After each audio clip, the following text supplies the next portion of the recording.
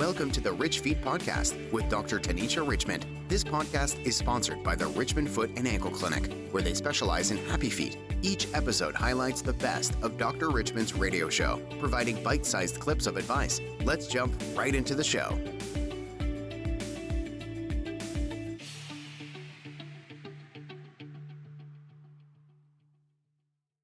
FM 102.3. It is a beautiful Saturday. We are excited to be here with Dr. Tanisha Richmond right here in color in the studio with us. Good afternoon. Good afternoon. Good afternoon. And how are you, Dr. Tanisha Richmond? I am blessed and highly favored, breathing on my own, and nobody in my family's gotten sick, and I'm doing well, and I'm just blessed. Happy to be alive. You know, you've got this spark about you this morning. What is it? Can you share that with us?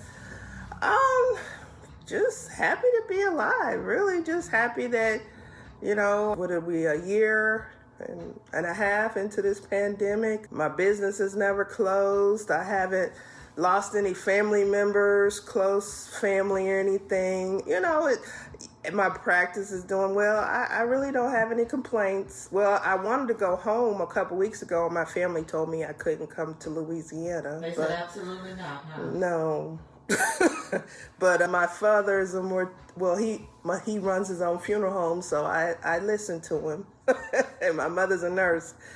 Actually, they have a couple funerals today for COVID people. So, that's the only sad part. Yeah. I can't go home. And we have a hurricane coming, that too. But they may be coming to me, so we'll see. Oh, fingers crossed, right? Well, they're only looking out for your best interests. And of course, there's a lot to be said with the times that we are living in right now. And those that we know and love that have experienced COVID, they've survived. And unfortunately, there have been a few that haven't. Yeah. We're grateful for those that have fought through it and have made their way back to health and recovery. Yes. And our thoughts and prayers are with the families that have lost loved ones, and certainly those that have survived it. We are encouraged by your strength.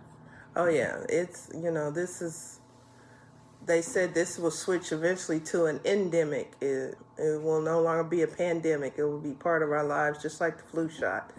So I'll just be glad when we get to that point where we got our routines down and procedures, and, it starts to calm down and become just, our new normal. And what's the new normal for you, Dr. Richmond, in your offices these days? And we want to remind everybody that you are inside of the Dr. Charles R. Drew Health Center, which is, of course, just down the street from the WDAO studios. And share with us your address, phone number, website, email address, in case we have some individuals that may want to. My phone number is 937-228-3668.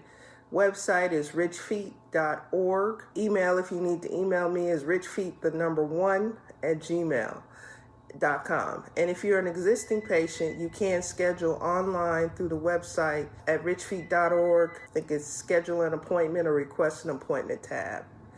As far as the practice right now, we are wearing masks. Actually, we're giving out masks to patients right now. So we have masks available, paper, if you do not have a mask, and then also we have masks available with my logo on them for patients if you do not have a mask.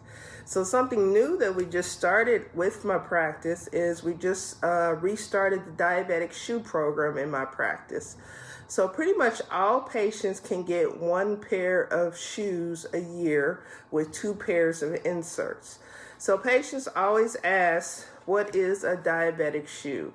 So a diabetic shoe is a shoe that's approved through Medicare that protects the diabetic foot. So diabetic shoes are wider, they're deeper, they have no seams on the inside, they have a thicker sole, so if you were to step on a nail or tack, it wouldn't pierce the skin. So most insurances pay for 1 pair a year. To get a diabetic shoe, you have to be actively being treated by a primary care physician for diabetes. You have to be seen by a podiatrist for a diabetic foot exam or podorthus.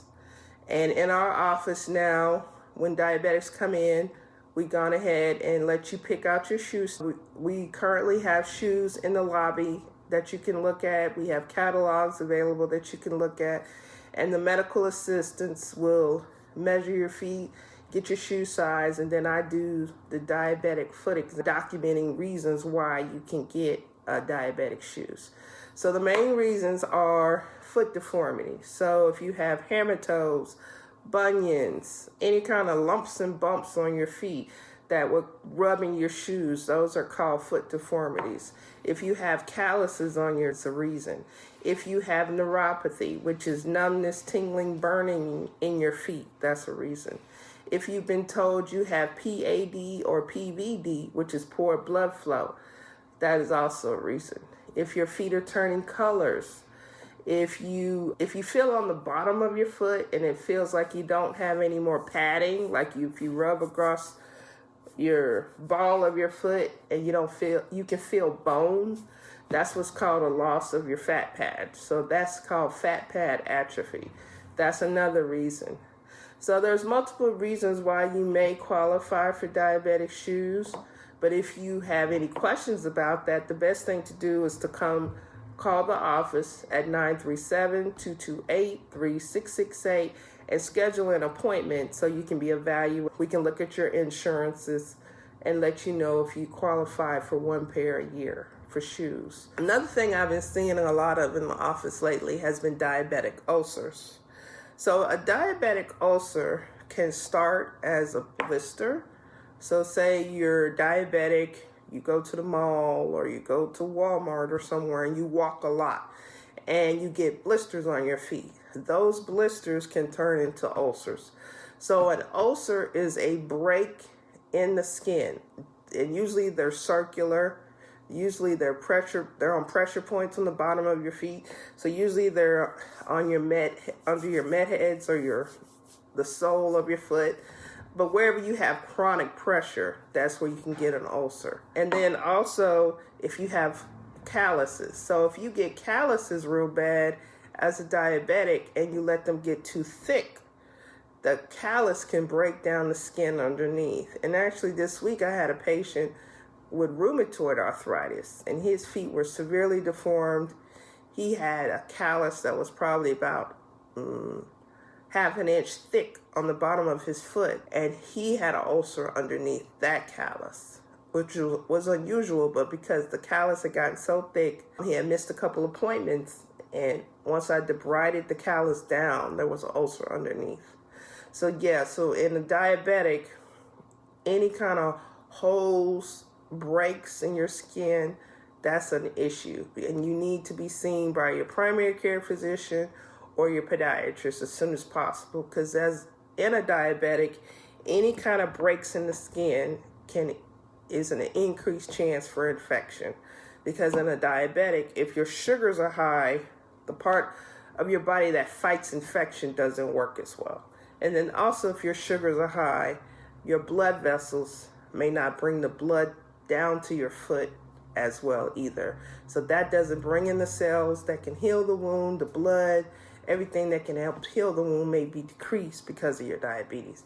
So I see patients all the time where like their dog scratched them, their cat scratched them, they scratched themselves, they hit their wheelchair, and I see a halo of redness and warmth around the wound. So I know immediately that wound is infected. They need to go on antibiotics. They need to get wound care. They need wound supplies. I need to see them back in a week and monitor them to make sure they don't get severely infected. And another thing I saw this week actually was from one of my neighbors. I was walking my Chihuahua, Ernie, and he went up to my neighbor. She likes to in my driveway and watch the cars go by. And I looked down and Ernie was licking her leg. She had venous stasis ulcers. And I told her to stop licking the leg, and she didn't think nothing of it.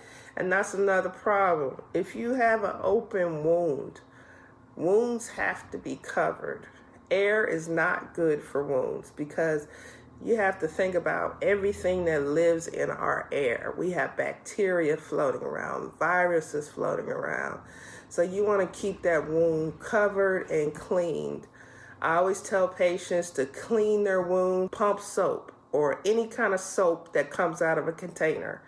Just get a fresh rag, or if you have gauze, and clean it with a fresh rag or towel, and then discard, wash it for later. But you want to wash that wound individually, because the body has bacteria that automatically lives on the skin, but it's not supposed to go into the wound. And then we carry bacteria when we're just out and about and things like that. And then also when you take a bath or a shower, you got to remember all the bacteria and fluid when you wash yourself goes to the bottom. So it's going to come down over that wound. So you want to clean it again separately so that wound doesn't get infected. And then the signs of infection are redness, pus, drainage, pain. Systemic signs of infection is nausea, vomiting, fever, diarrhea, or chills. So if you experience any of that, and especially if your leg is red, hot, or swollen, or if you see streaking, so if you see lines of redness going up your leg, that could be a sign of going what's called septic, which means the infection has gone into your blood, and that is a medical emergency. You need to get to me, urgent care, or ER to get on antibiotics. So nausea, vomiting, fever, diarrhea, or chills is not normal. And another thing is, if you go on antibiotics and you start to develop diarrhea, that is not normal either. So that means that the antibiotic may have affected your natural gut flora. So in our gut, we have natural bacteria that lives there. When we go on antibiotics, it throws off the balance of our gut. And sometimes bad bacteria can take over. And that's something called C. diff, which is a bad bacteria. So if you do start taking an antibiotic and you start to develop diarrhea, you need to stop, call your doctor, and let them know that you're getting diarrhea from your antibiotics. So, you know how people say with antibiotics, that always cures everything. Is it a point to where we should just allow our bodies to go through the process? Depends. It depends on the infection, the level of infection. I know I have a lot of wound patients. They'll come in with no signs of infection wanting antibiotics. So the thing about taking too many antibiotics is we create superbugs, which is like MRSA, VRE. So these are bacteria that cannot be killed. I just read an article. There is a strain I think was found in Cincinnati recently. It was a fungus that they couldn't kill it. And that happens because we keep giving antibiotics over and over and over again. So the virus keeps mutating and it keeps bringing up variants. Same thing happens with bacteria. So what happens is, say you have a petri dish of 50 million bacteria and you give it an antibiotic. Say 1,000 survive, but they are now resistant to that antibiotic. So when that 1,000 goes to another life cycle, they're going to pass that resistance on to the next generation. So what happens is, and they pass it on very well, they just pass it on as they replicate, then the next generation is now resistant to that antibiotic. So then if you give them antibiotics again, then you'll kill a few more, and then the ones that are left are resistant, and it goes on and on and on to eventually when you'll give the bacteria an antibiotic and they're totally resistant. Is that a time, Dr. Richmond, when the antibiotic just stops working? Yes. No effectiveness? No, nothing. So that's when they start moving. So this is something where we can do what's called a culture and sensitivity, which I do for most wound patients, most like weird rashes or a lot of interdigital athlete's foot. I like the culture to see, because we want to see what's living there and we want to see what will kill it. So lots of times we'll start you on a global antibiotic that pretty much kills most things. And then what are some of those antibiotics? Like we do, I like a lot of Bactrim, Augmentin, Cephalexin, but I'm mostly Bactrim because Bactrim kills MRSA, which is the big boy of bacteria. And MRSA's everywhere. So MRSA, because people always say, well, I went to the hospital and had MRSA. You probably already had it. But But you're kind of dunked when you go into a hospital setting. You are dunked into everything because you're in a facility that's full of infected people. So should we wear our masks? And I know it's required, but as we enter a hospital, well, you have to. All parts of it. I mean, even on the elevators. You should. I mean, you have to think about it. You're going, and especially if you're going anywhere near the COVID ward, you're going to war. I mean, it's everywhere. Everything you touch. So everything. you could inhale things and touch things. Well, you have to think you're going to a confined area of sick people. You're walking into a facility that houses sick people. So there's all kind of bacteria, fungus, yeast, everything is in one place, and you're walking into it. So you want to be protected. But now, pretty much all hospitals, all clinics, all healthcare facilities require masks. I think all nursing homes. When I talk to the patients about the vaccine, I said, do you want to go to war by yourself, or do you want to go to war with an army? And that's what the vaccine is. And I told a patient, I said, it's like you sitting at a bar and you see your crazy cousin that's all in purple, and you know that's your crazy cousin. But cousin with purple and polka dot walks in, but you don't know he's bad. But you know this cousin's bad. Well, that's the variant. The cousin with the purple with a little polka dot. But if you're vaccinated, you got an army that recognizes all of that. And they're like, oh, neither one of them are good. We gonna take them out. But if you're not vaccinated, it's just you against that virus. So that's why I equate the vaccine to. It's building an army in your immune system. So when that virus shows up, your immune system is ready. It's like, oh, let me call my posse. We ready. And then when the variant comes, they're like, you look familiar. We gonna take you out too. Yeah. Interesting. We've got a caller that does not want to go on the air, but is listening and saying, Dr. Richmond, you are coming through very loud and very clear, but I do have a couple of questions about COVID, particularly the vaccine. What are your thoughts on it and the latest developments of the approved Pfizer, it seems like from FDA? The booster. Oh, I've had it. I had the booster already. I've taken all 3 shots because And what was that experience like? My arm just hurt for a couple days. I mean, my attitude towards all these vaccines is pretty much the same as, people seem to forget they've been taking vaccines their entire life. We've been taking vaccines since we were born. This isn't new. No, it's not new. And people also don't comprehend that this was a worldwide pandemic. So you have to understand that when this hit, the governments gave these companies blank checks to get this vaccine to market. So it wasn't like the companies had to struggle for supplies, for workers, for time, for money. They were able to work 24/7, 365 days to get these vaccines to market. They had unlimited money. So that's why they were able to get it to market so quickly. And then you have to understand that the polio vaccines and all these other vaccines didn't have the technology that existed now, like with the messenger RNA vaccines and things like that. That didn't exist probably 10 years ago. I think that came about during Ebola and SARS and MERS, but it wasn't a pandemic. So like I read articles where they put that technology to the side because Ebola only really affected Africa and a few countries. It came here and we cured it. I think we had 2-3 cases. So, but then when the pandemic hit, it was worldwide. So people are, going to Pfizer and giving them $3 billion. Fix it. So they were, fix it. Yeah, they were like, okay, well, what do you need? Well, I need $3 billion. It'll be in your account tomorrow. Get it done. So that's why it's moved so fast, because it's a pandemic. It's not just United States or Mexico or China. It's the entire world attacking one force together, which we've never done in the history of the world.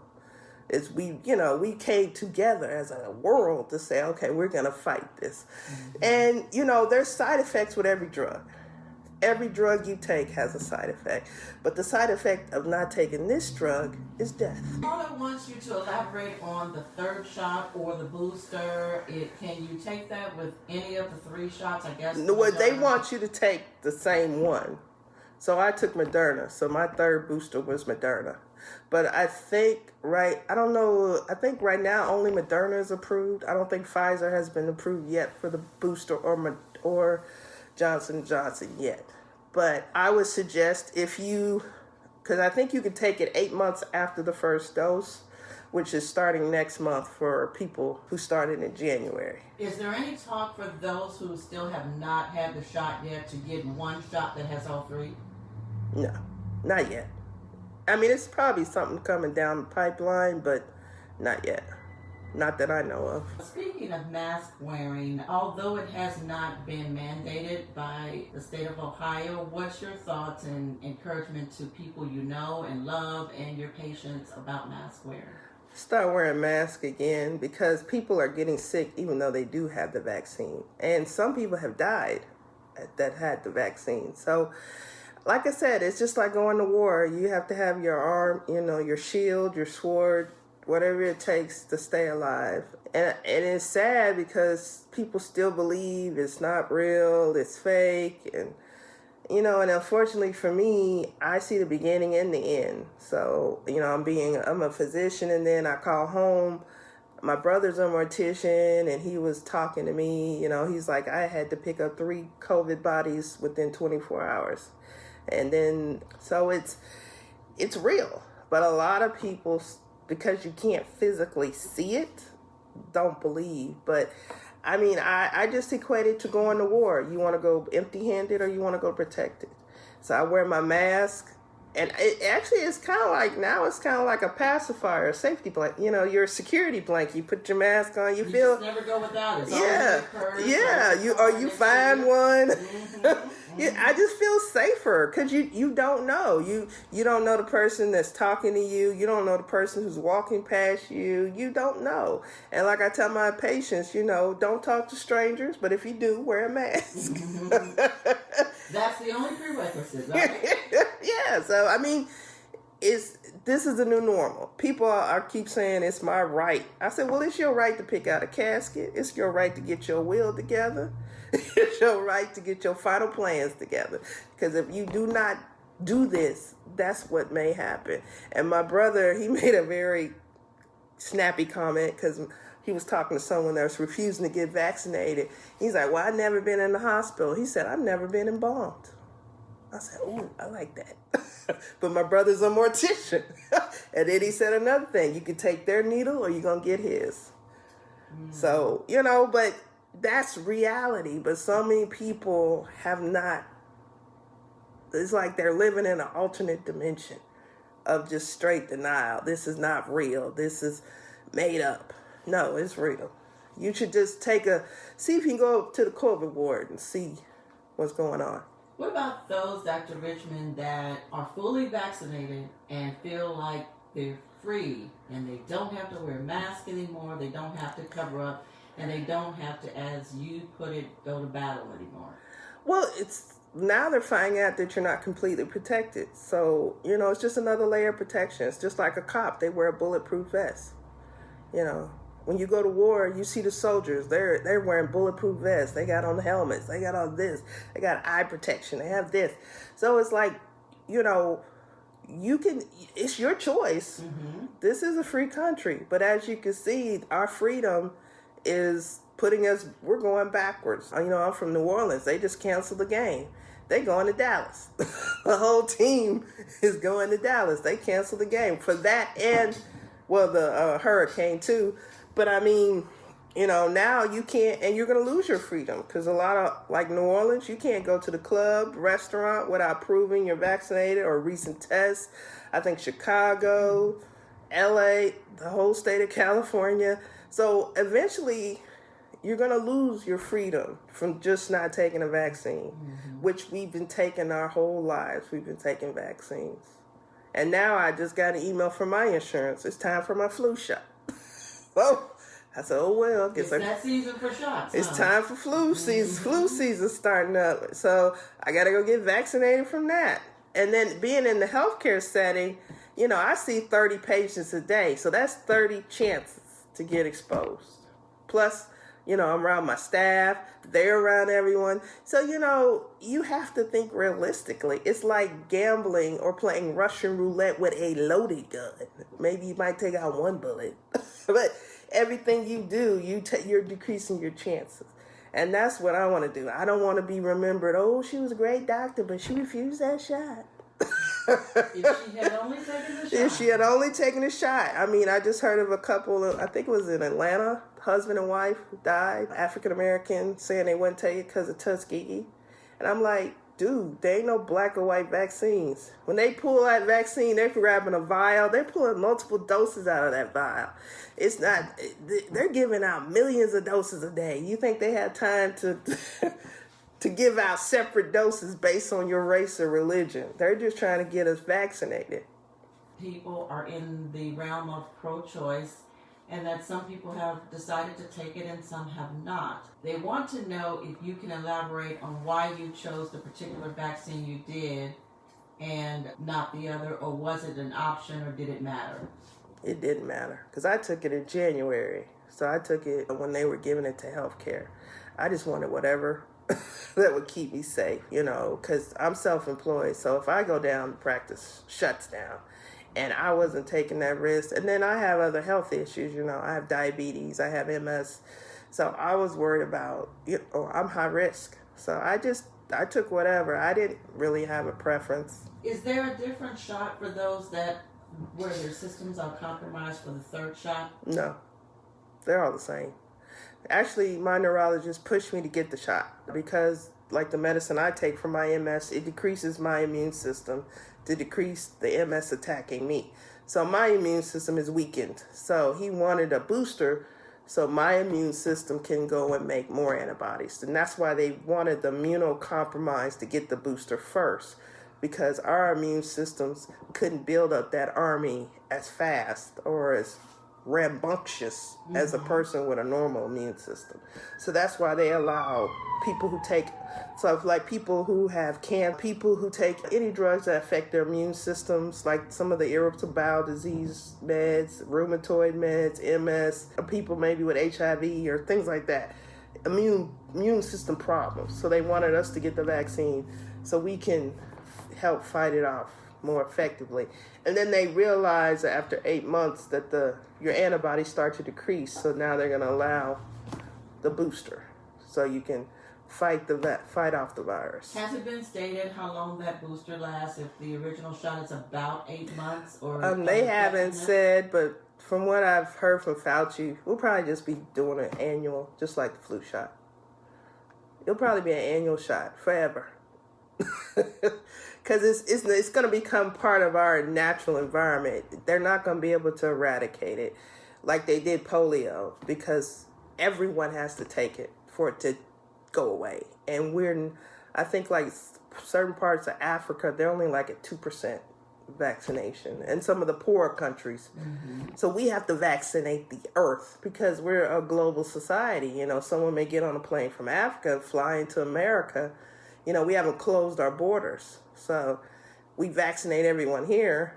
Someone flies in from another country, possibly with another variant, like what happened with the Delta variant, flew in from a different country and then it spreads here. So, we have to vaccinate the earth.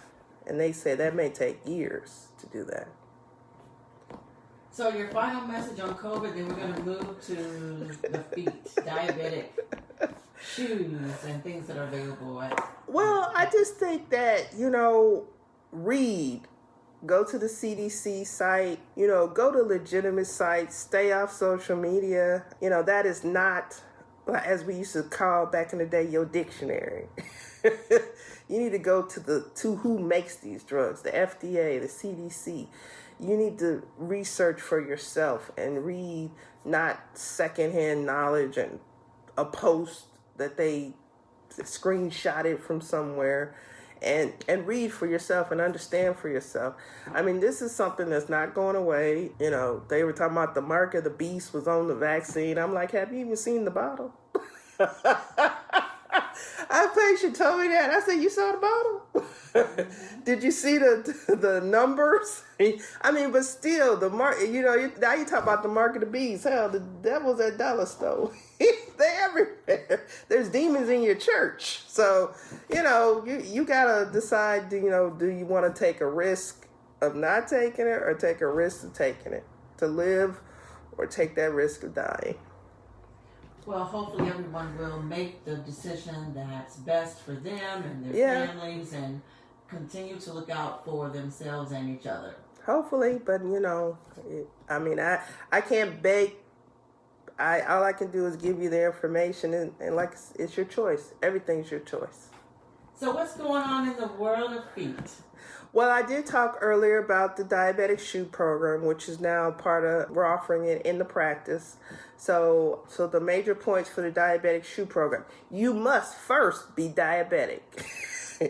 We have patients come all the time. You cannot diagnose yourself, Dr. No, you have to be currently being treated by a primary care physician or a nurse practitioner on medication for diabetes, because we can order I can prescribe the shoes and evaluate you for the shoes, but if you do not have the diagnosis of diabetes, you cannot get the shoes. Now, in some cases, you can get orthopedic shoes, but that's for more severe deformities. So that's more for people who may have like rheumatoid and they have deformed feet, where they have severe bunions, severe haematoes, or you have a deformed foot. Say you're born with a congenital deformity, which means you were born at birth.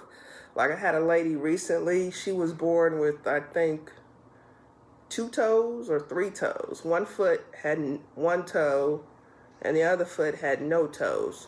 So she qualified for a custom shoe because of her deformities. But if you are not diabetic, you do not qualify for diabetic shoes unless you take diabetic medication or you're being treated for diabetes and your primary care physician has to document and sign paperwork saying you're diabetic.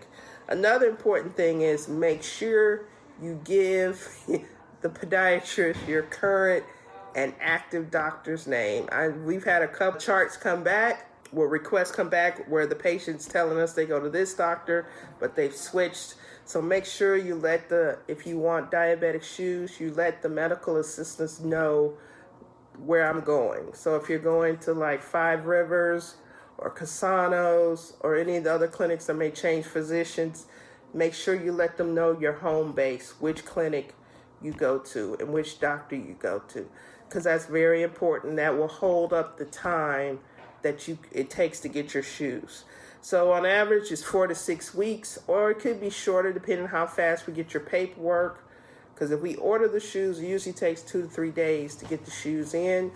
You have to come back in, be fitted with the shoes, and then they're dispensed. And then you get another pair of shoes a year later, not a year. Like say you get it in June, you can get it in January. No, it'd be a year to year, 365 days later. Exactly? Or over. Or over.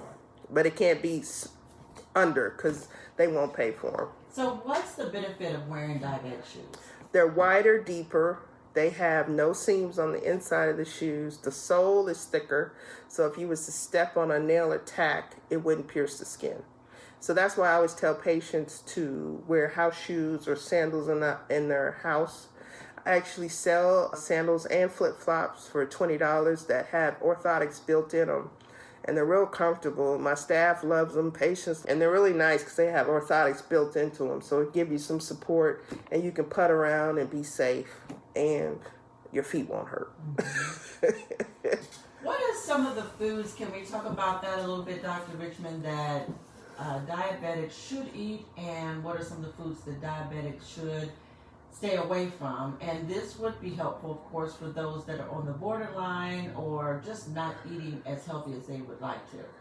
I always tell patients to cut out everything white in your diet and switch it to brown. So that's anything made with flour.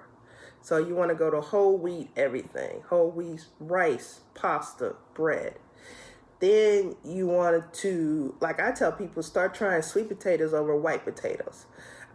You can cook sweet potatoes the same way you cook white potatoes, and they taste good because you get that sweet, salty taste, and it's really good. Sounds like you've got some recipes. Well, I'm from Louisiana, so I put a little slap your mama on it, and a little onion, garlic, bell pepper. But it tastes good because you get a sweet, salty taste. And the sweet potatoes don't raise your sugar as fast as white potatoes. So it doesn't raise your sugar. So then when you eat, you always want to have your protein, your vegetable. Your carbohydrate should be your smallest thing on your plate. So say you have baked chicken, and then you'll have some greens. And then if you wanted some mashed potatoes, it'd be a smaller serving.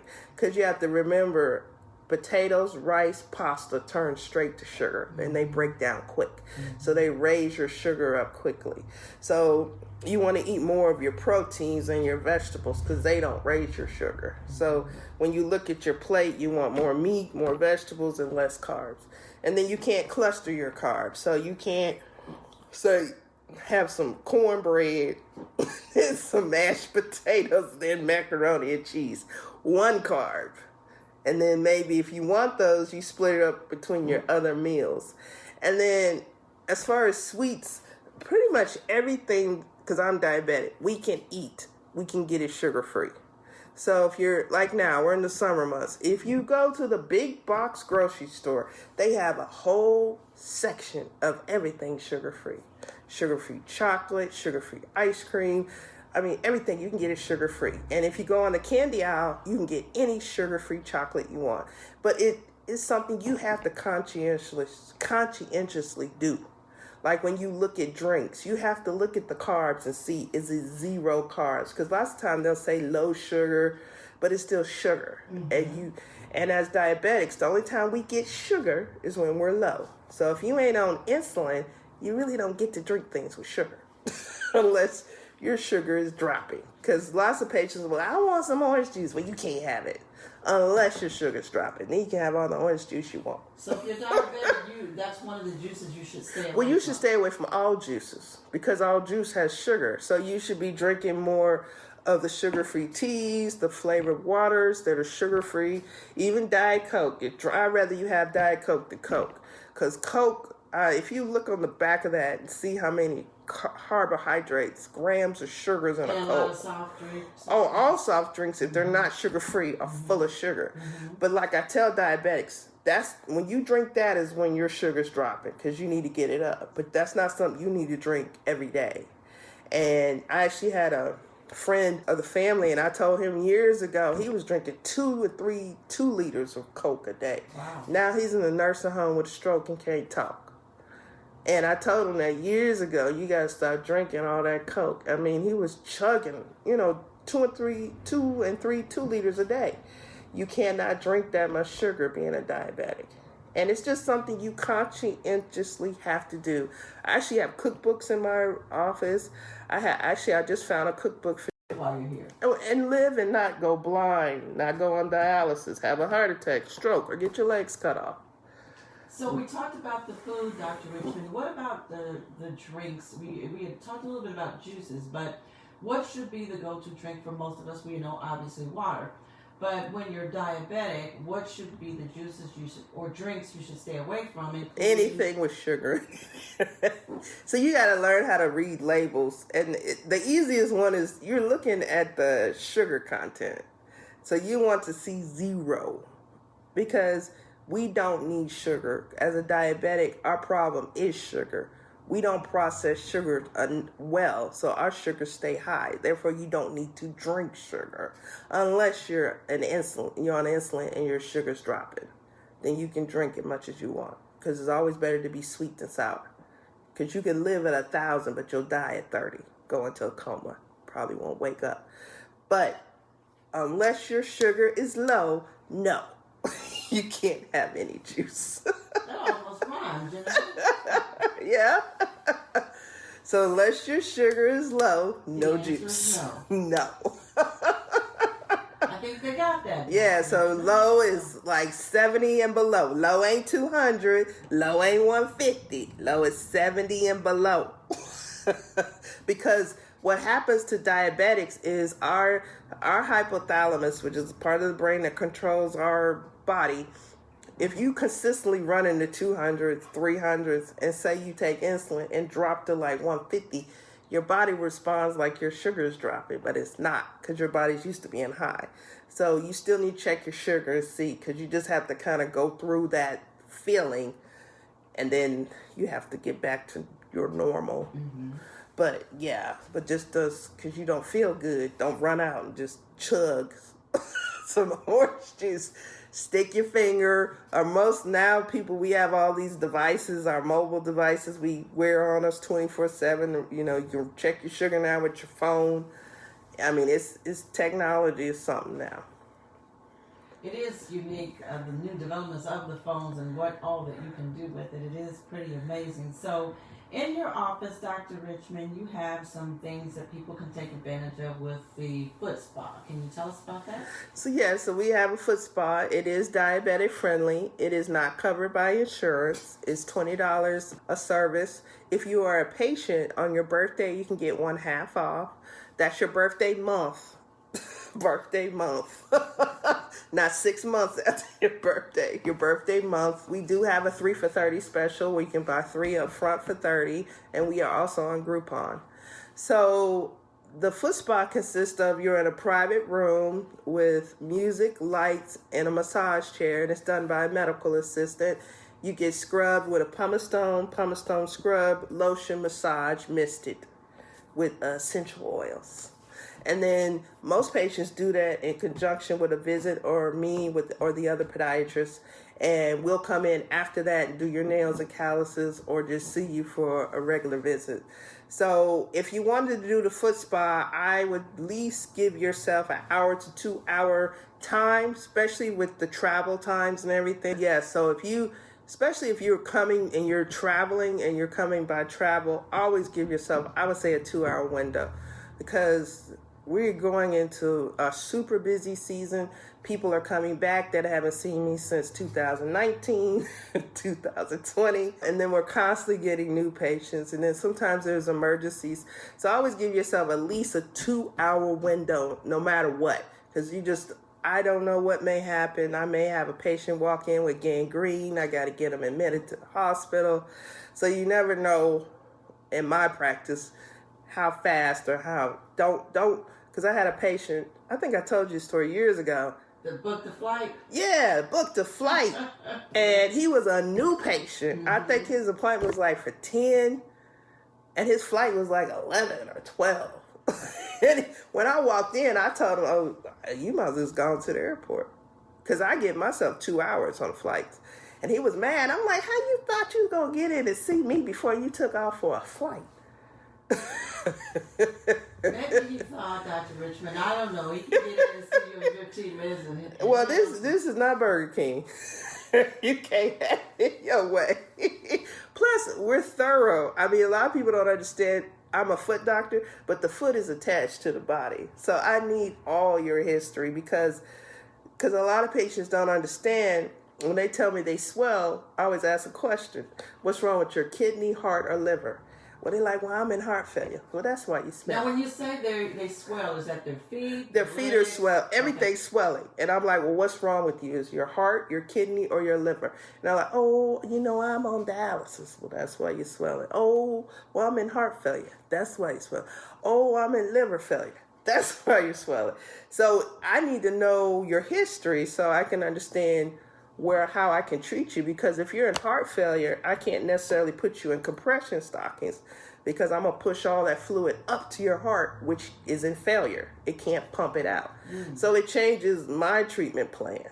And so that's why we're so thorough, because I need to know how your kidneys are functioning, how your liver's functioning, because if you ask me for a medication, I need to know if you're in kidney failure, because a lot of the medications I write are cleared by your kidneys. So then I need to tell you, well, you need to talk to your nephrologist.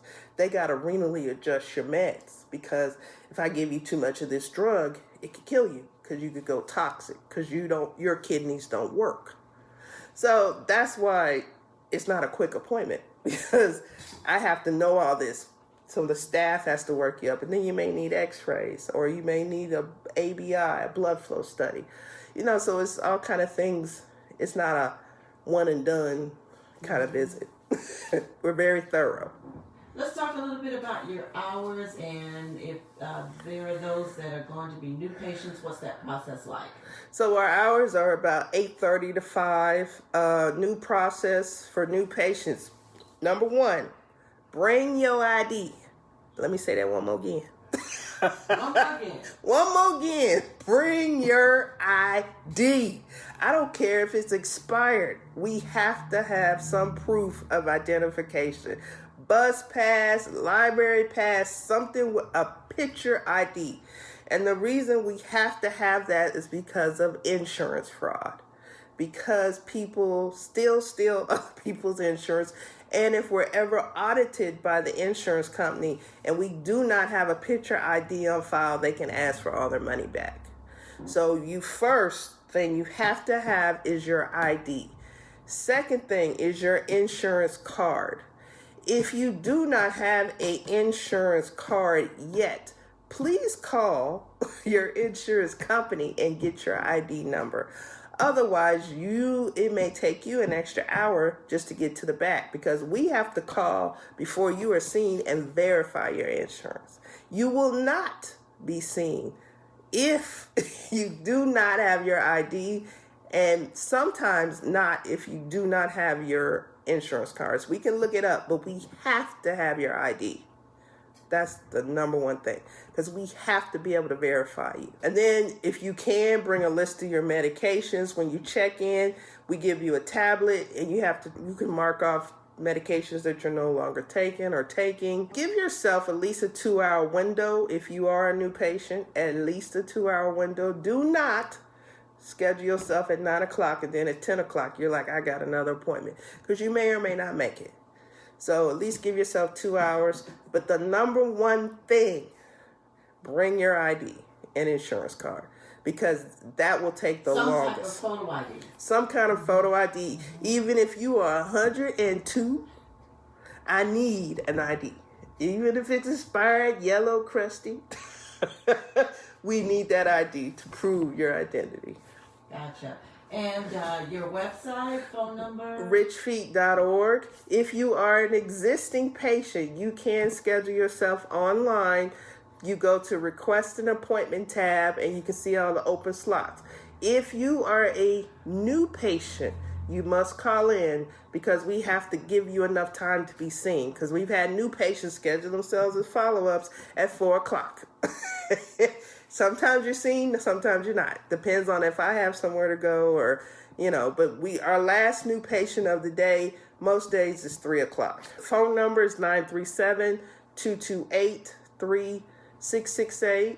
We do have a new software that attaches to the website, Clara. If you go on the site, you can text, and you'll get a response back through text through the website.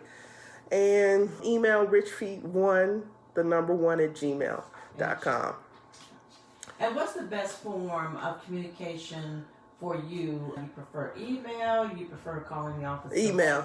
Mm-hmm. Email, or you can text through the website. It's now a little box. You can, if you go to richfeet.org, you can text directly through that box, and it comes to us through email. And then we can respond back, and you'll get a text. Okay. Dr. Richmond, it seems every month we go through this, and it goes so extremely fast. We know that it's an hour, but we want to remind the listeners that you will be back on the 4th Saturday of the month, and these days and weeks seem to go by so fast. But you'll be back with us on Saturday, September the 25th. That is the last Saturday, the 4th Saturday of the month, and we'll talk more and have any new developments and update what's new with COVID-19 and the vaccines and even the booster by then. Yeah, the booster will be out by then. Awesome. And is that something, by the way, that you're going to be offering at your office? It'll probably be offered on the medical side. I'm pretty sure they'll be offering it. Okay. But I think most urgent cares, ERs, I wouldn't go to ER, probably more urgent care, primary care, and pharmacies will probably be offering it. But I know the urgent care on Main Street, Salem, next to the old Burlington, will be offering it, and the urgent care at St. Elizabeth will be offering it, as well as most of your primary care doctors should be offering it. Awesome. Dr. Richmond, we appreciate you. We thank you for joining us each and every fourth Saturday of the month. And before we leave, I want to give you the opportunity to give us some closing comments. Take care of your feet. You only have two. And if you don't get the needle, you may have to get other needles. So think about it. Be safe. And if you talk to strangers, wear a mask. Wear a mask. Thank you, Dr. Richmond. I appreciate you so much. We hope you enjoyed today's show with Dr. Richmond, sponsored by the Richmond Foot and Ankle Clinic. The clinic is located at 1323 West 3rd Street in Dayton, Ohio.